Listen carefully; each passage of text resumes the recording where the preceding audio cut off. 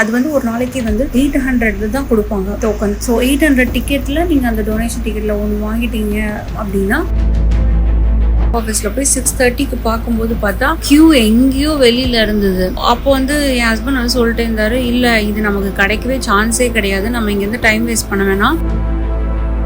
வந்து already 20 tokens தான் இருக்குன்னு வந்துருச்சு. ஸோ இந்த 60 தாண்டி எங்களுக்கு கிடைக்கிறதுன்றது சான்ஸே இல்லை, கிடைக்காது அப்படின்னு சொல்லிட்டு நாங்கள் வந்து அந்த ஹோட்டல் வந்து ஒரு பியூட்டிஃபுல்லான மவுண்டன் பேக்ரவுண்டில் அவ்வளோ அழகாக இருந்தது.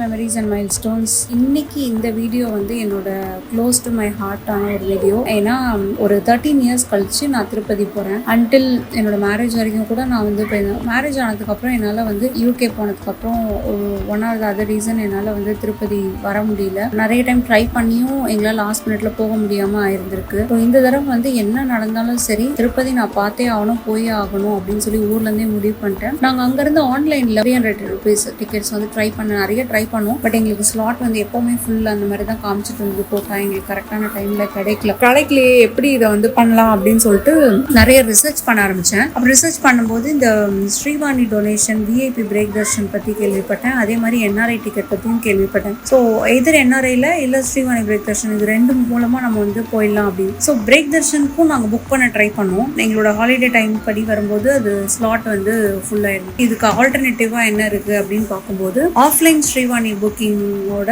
தர்ஷன் வந்து இருக்கு அப்படின்றத நான் ரிசர்ச் பண்ணும்போது கண்டுபிடிச்சேன். சரி, அது போய் ட்ரை பண்ணலாம். ஒருவேளை நம்மளுக்கு அது கிடைக்கலன்னா என்ஆர்ஐ தர்ஷன் மூலமா ட்ரை பண்ணியாவது எப்படியாவது பெருமாளை பார்த்தரணும். ஸோ அப்படின்ட்டு எந்த ஒரு டிக்கெட் புக்கிங்கோ இல்லை அகாமடேஷன் புக்கிங்கோ அங்கே மேலே இல்லாமல் நானும் என்னோட ஹஸ்பண்டும் வந்து கிளம்பிட்டோம். ஸோ இன்னைக்கு அதோட எக்ஸ்பீரியன்ஸ் பற்றி தான் நான் இந்த வீடியோவில் பேசலாம் அப்படின்னு இருக்கேன்.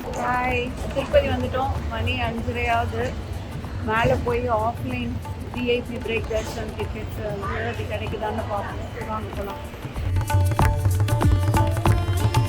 இன்ஃபேக்ட் வந்து டே 1 நாங்கள் இங்கே சென்னையிலேருந்து கிளம்பும்போது நைட் ஒரு 1:30 2 o'clock கிளம்புவோம். என்னோட ஐடியா வந்து ஓகே நம்ம வந்து ஒரு 3 hours 3.5 hours மேலே போயிடுவோம். போன உடனே அங்கே நேராக போய் Srivani counter, offline booking counter க்யூவில் வந்து நின்றுவோம். க்யூவில் நின்று அன்னைக்கு டிக்கெட் வாங்கிட்டோம்னா அது வந்து ஒரு நாளைக்கு வந்து 800 தான் கொடுப்பாங்க டோக்கன். ஸோ 800 டிக்கெட்டில் நீங்கள் அந்த டொனேஷன் டிக்கெட்டில் ஒன்று வாங்கிட்டீங்க அப்படின்னா அதுக்கு அடுத்த நாள் தான் நம்மளால தர்ஷன் பார்க்க முடியும். ஸோ என்னோட ஐடியா வந்து நான் டியூஸ்டே போனேன். வெனஸ்டே எனக்கு தர்ஷன் கிடைச்சிருச்சுன்னா வெனஸ்டே தர்ஷன் பார்த்துட்டு நம்ம வந்து ரிட்டர்ன் வந்துடலாம் அப்படின்றது தான் எங்கள் பிளான். ஸோ நாங்கள் அதை டார்கெட் பண்ணி தான் போனோம். பட் அங்கே மேலே போகும்போதே எங்களுக்கு செக்இன் கவுண்டரில் கொஞ்சம் டிலே ஆச்சு. அந்த கீழே வெஹிக்கல் செக்கிங்கில் அது முடிச்சுட்டு நாங்கள் ஒரு ஜேஓ கேம்ப் ஆஃபீஸில் போய் 6:30க்கு பார்க்கும்போது பார்த்தா கியூ எங்கேயோ வெளியில் இருந்தது. அப்போ வந்து என் ஹஸ்பண்ட் வந்து சொல்லிட்டே இருந்தாரு, இல்லை இது நமக்கு கிடைக்கவே சான்ஸே கிடையாது, நம்ம இங்கேருந்து டைம் வேஸ்ட் பண்ண வேணாம், நெக்ஸ்ட் நம்ம வந்து என்ஆர்ஐ கியூக்காவது போயிடலாம், நம்ம இங்கே வேஸ்ட் பண்ண வேணாம் அப்படின்னு நான் அவர்கிட்ட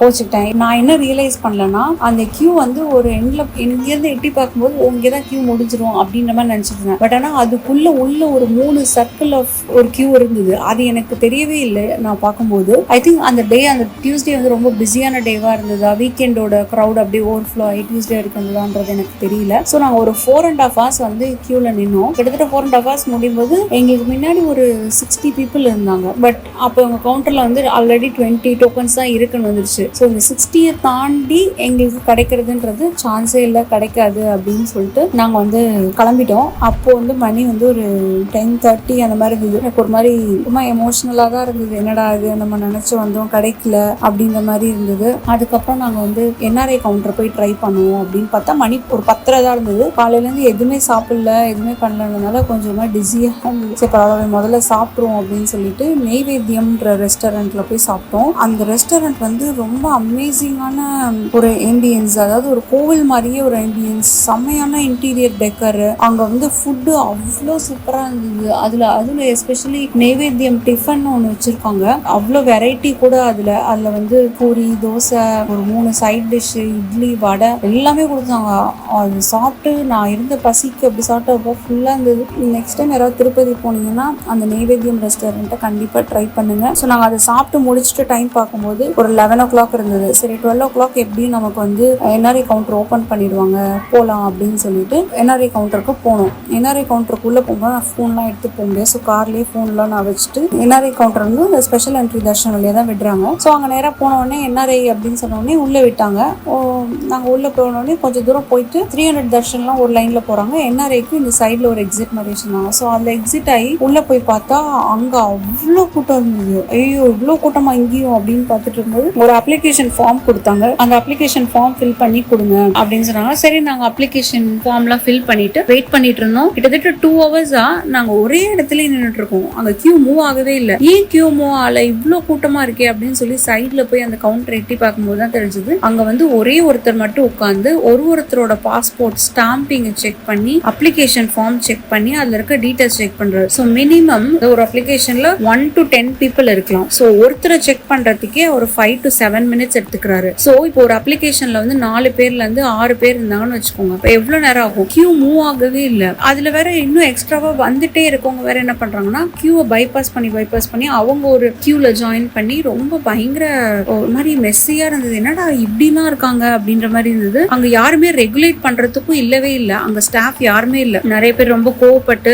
செக்யூரிட்டி அப்புறம் அங்க வேலை செய்யறவங்களெல்லாம் கூப்பிட்டு என்ன இப்படி பண்றீங்க அப்படி இப்படின்லாம் சண்டை போட்டு அது ஒரு மாதிரி பயங்கர சண்டை போயிட்டு இருந்தது. அதுல வேற நிறைய பேர் வந்து நாங்க இன்னும் கூட காசு எக்ஸ்ட்ரா கொடுக்குறோம், தயவு செஞ்சு இன்னும் எவ்வளவு நேரம் நாங்க கியூல நிக்கிறது, இங்கவே வந்து கியூல எவ்வளவு நேரம் நிக்கிறோம், இதுக்கப்புறம் உள்ள போய் எவ்வளவு நேரம் ஆகும், அதுக்கப்புறம் தர்ஷன் பார்க்க எவ்வளவு நேரம் ஆகும், ப்ளீஸ் எங்களுக்கு ஏதாவது ஒரு சொல்யூஷன் கொடுங்க, இல்ல கியூஸியாவது ரெகுலேட் பண்ணுங்க அப்படி இப்படின்னு சொல்லி கேட்டு பயங்கர பிரச்சனை போயிட்டு இருந்தது. ஆனா அங்க இருந்த ஸ்டாஃப் யாருமே வந்து எதுவுமே பண்ணிக்கல. அவங்க ஒரு மாதிரி இதாக இருந்தாங்க.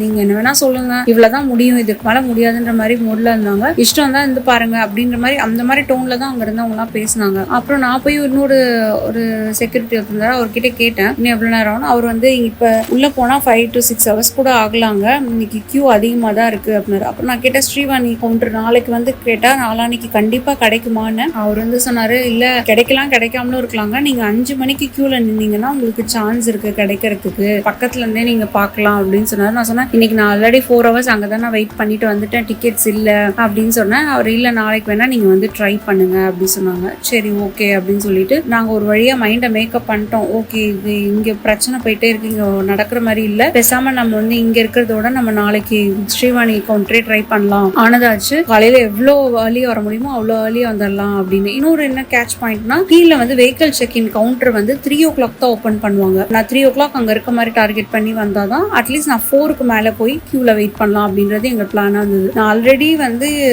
கிளம்பும் போதே நான் 1:30 அந்த மாதிரி தான் கிளம்புனேன். ஸோ நெக்ஸ்ட் டேவும் நான் ஏர்லி ஸ்டார்ட் தான் பண்ணோம். பட் ஸ்டில் பரவாயில்ல, எனி காஸ்ட் நான் பார்த்தாகணும் அப்படின்ற ஒரு மைண்ட் செட்ல தான் நான் வந்து இது பண்ணேன். அதுக்கப்புறம் நாங்கள் வந்து என்ஆர்ஐ கியூல இருந்து எக்ஸிட் ஆகுறது எப்படின்னு கேட்டு எக்ஸிட் ஆகி கீழே கிளம்பிட்டோம். அப்போ நாங்கள் கிளம்பும் போது மணி வந்து ஒரு 2 மணி இருக்கும். மதியானம் 2 மணிக்கு கீழே இறங்கினோடனே நான் கீழே தான் ரூம் புக் பண்ணியிருந்தேன். ஏன்னா நாங்கள் வந்து எங்களுக்கு மேலே அகாமடேஷன் கிடைக்காது.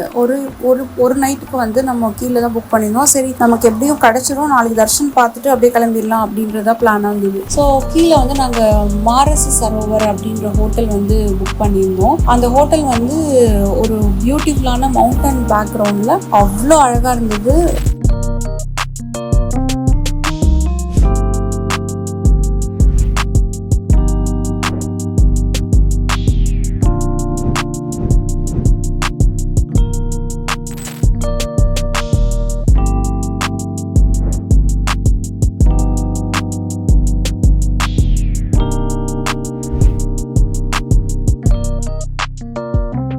அங்கே வந்து நாங்கள் சூட் ரூம் தான் எடுத்திருந்தோம். சூட் ரூம் வந்து அவ்வளோ பெருசாக நல்ல பால்கனி சிட்டிங் ஏரியா எல்லாமே ரொம்ப சூப்பராக இருந்தது. பட் ஆனால் இருந்த டயர்டுக்கு என்னால் அது எதையுமே என்ஜாய் பண்ண முடியல. நேராக போன உடனே இந்த சாப்பாடு கூட எதுவுமே வேணாம் அப்படின்னு சொல்லிட்டு நல்லா தூங்கிட்டோம்.